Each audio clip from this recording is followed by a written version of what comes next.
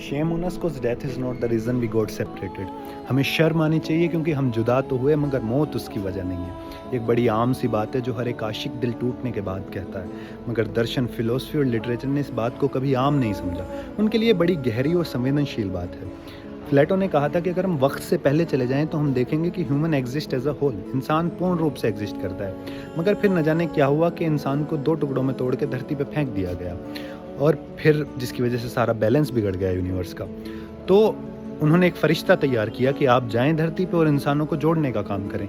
अब जिस्मों को तो आप जोड़ नहीं सकते, आप उनकी आत्माओं को जोड़ दे तो सारा काम हो जाएगा, क्योंकि जिस्म तो वैसे भी कल खाक हो जाना है। उस फरिश्ते का नाम था प्रेम।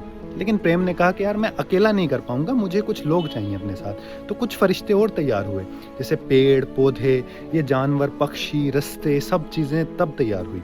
तो अब ये नीचे आके साजिश करते हैं कि दो लोग मिल पाएँ, और हम जब अपनी सहूलत के लिए उनके डिसीजन में दखल अंदाजी करते हैं, हम तर्क ताल्लुक़ करते हैं कि प्रेम था फिर भी जुदा हो गए क्योंकि बेहतर की तलाश थी, या सहूलत ढूंढ रहे थे, या और बेहतर चाहिए था, और हम अपने स्वार्थ के लिए उनका डिसीजन ख़राब कर देते हैं। तो इसलिए हमारा जब दिल टूटता है तो वो एक सज़ा के रूप में हमें मिलता है कि अब भुगतो।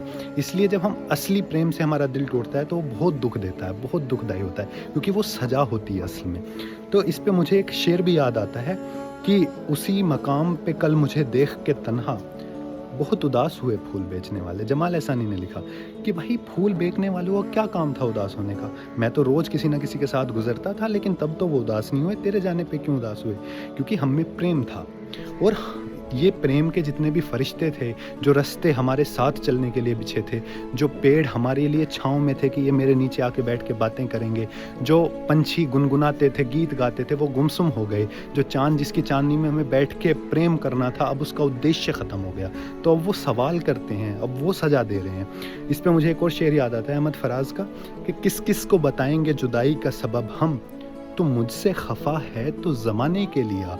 मतलब मैं किस किस को बताता फिरूँ? ये सब मुझसे पूछ रहे हैं कि तूने हमारा डिसीजन में दखल अंदाजी क्यों की?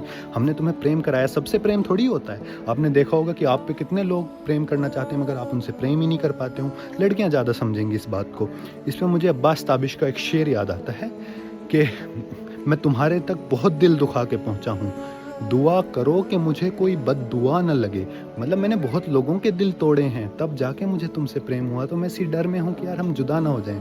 विलियम शेक्सपियर ने भी लिखा था कि हमारी कहानी सितारों में लिखी गई थी पहले, आसमान से आदेश आया तब हम तुझसे मिले हैं। तो कोशिश करो कि प्रेम चलता रहे। मौत